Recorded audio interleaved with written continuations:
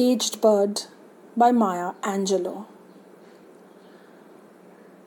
A free bird leaps on the back of the wind and floats downstream till the current ends and dips his wing in the orange sun rays and dares to claim the sky.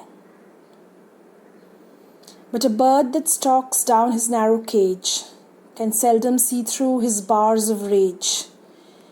His wings are clipped and his feet are tied, so he opens his throat to sing. The caged bird sings with a fearful trill of things unknown but longed for still, and his tune is heard on the distant hill, for the caged bird sings of freedom. The free bird thinks of another breeze, and the trade winds soft through the sighing trees, and the fat worms waiting on a dawn-bright lawn, and he names the sky his own.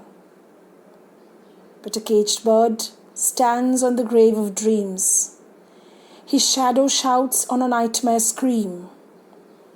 His wings are clipped and his feet are tied, so he opens his throat to sing.